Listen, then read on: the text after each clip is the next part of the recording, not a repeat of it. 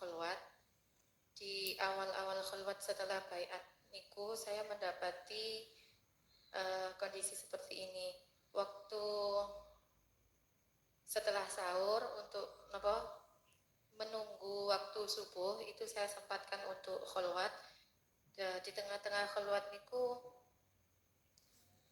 saya seperti berada di bawah bangunan. Di situ ada cakak-cakak yang kokoh kados dugi cor-coran seperti itu. Kerajaan.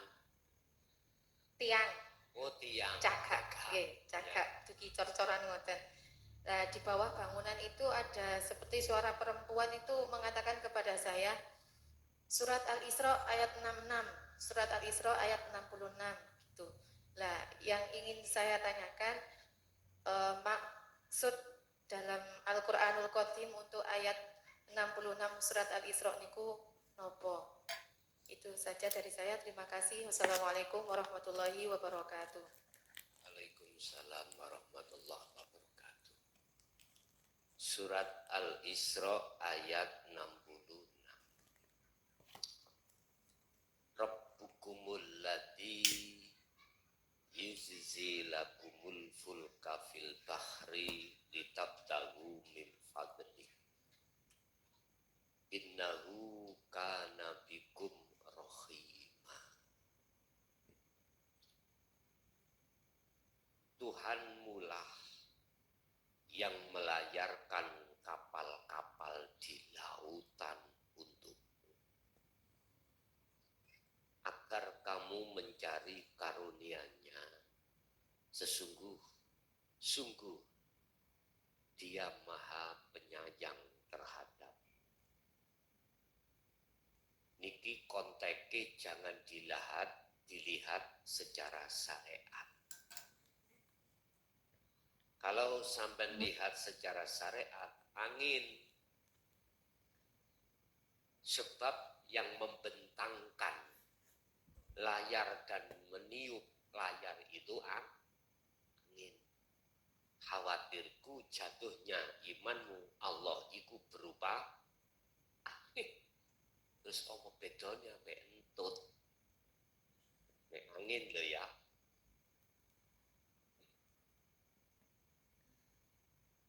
Jenengan harus melihat dari sisi hakikatnya. Idza sa'alaka ibadi anni fa inni qaribun. Muhammad, jikalau ada hambaku yang bertanya tentang diriku Allah, katakan, Pak ini qaribun. Sesungguhnya saya itu dekat. Bahasa dekat niki relatif. Bahasa dekat itu relatif sesuai dengan makom kita masing-masing. Wa qala aidan, wujude Allah iku al-awwal wal akhiru wal zahiru wal batin. Maksud hakikat ini biar jenengan ini mengerti substansi dari ayat ini. Inti maksud yang sebenarnya dari ayat ini 66 ini Al-Isra adalah supaya jenengan iki betul-betul kemusyahadah.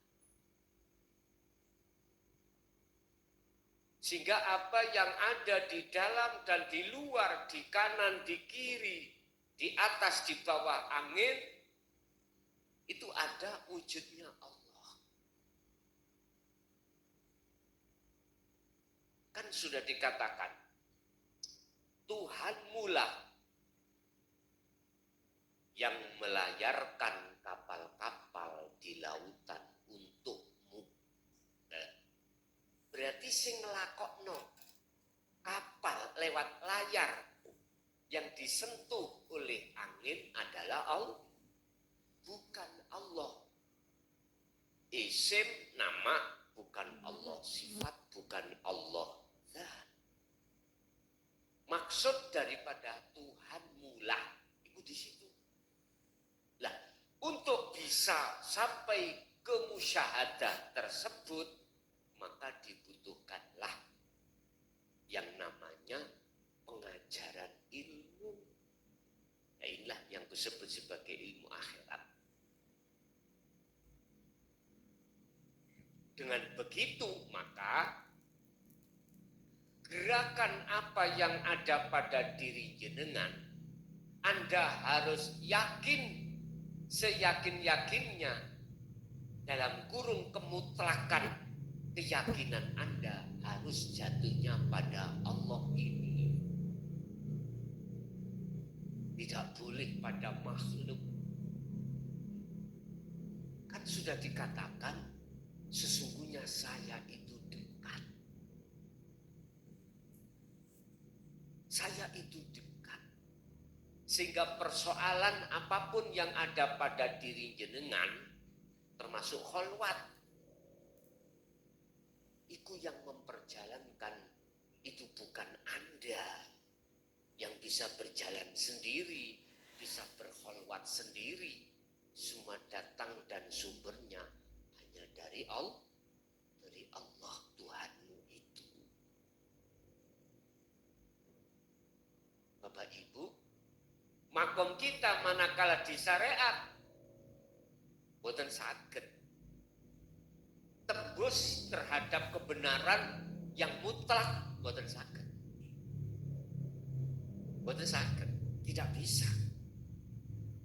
Karena sesuatu yang menjadi faktor ruhaniyahmu masuk di dalam musyahadah yang kami sebut sebagai ilmu, itu Anda tolak. Jadi nggak bisa.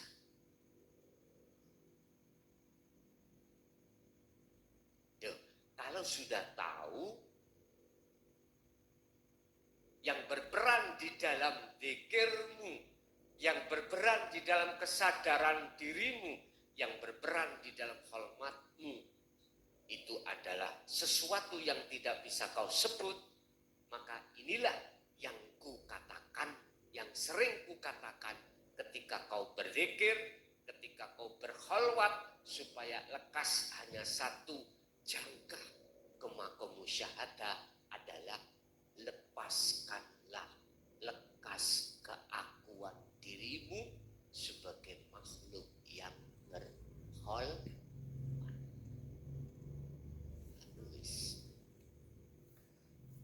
Ya iki sing kula maksud sak kedepe netro, ya ini. Sak kedepe mata, ya ini. Bapak Ibu hadirin jamaah rahimakumullah. Itu pengajaran. Itu ayat memang. Untuk supaya kita enggak ngaku-ngaku waktu kholwat kita yang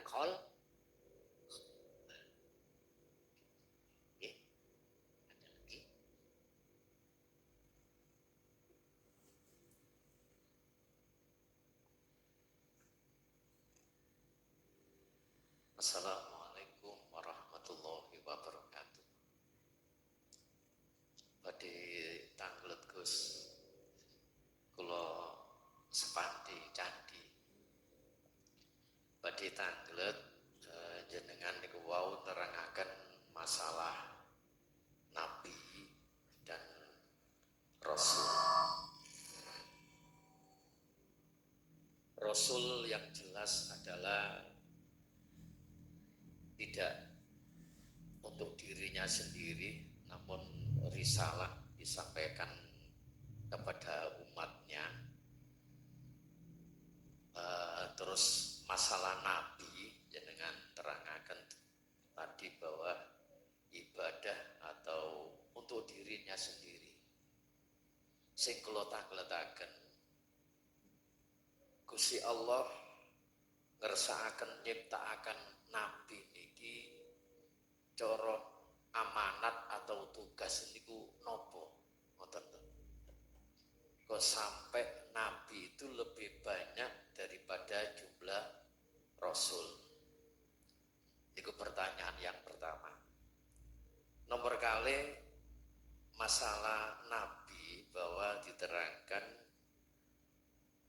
sampai detik ini ada beberapa nabi yang masih hidup. Contoh Nabi Khidir, Nabi Isa. Lah niki sampai detik niki atau nanti sampai kapan ada penugasan nopo untuk Nabi Khidir atau nabi yang Allah masih menghidupkan sampai detik ini? Matur suwun. Pertama, yang disampaikan Nabi khusus urusan ibadatul jawareh yang sesuai dengan syariat pada zamannya masing-masing. Urusan hakikat makrifat itu tempatnya ada di Rasul. Jadi Nabi tugasnya untuk menciptakan suasana di dohiriyah itu berakhlak istimaiyah. Artinya biar ada kolerasi antara si A dengan si B. Cara hukum cek gak ngenggo karepe dhewe. Jawareh. Wis. Nomor 2, sampai kapan nabi yang belum meninggal ini akan ditugaskan lagi? Di dalam Al-Quran sudah disebutkan sebagai penerus syariatnya Kanjeng Nabi Muhammad itu adalah nanti diutuskannya namanya Nabi Isa. Dan itu Allah turunkan di detik-detik akhir zaman dengan membawa 3 visi dan misi. Mungkin bisa kita lihat di dalam Al-Quran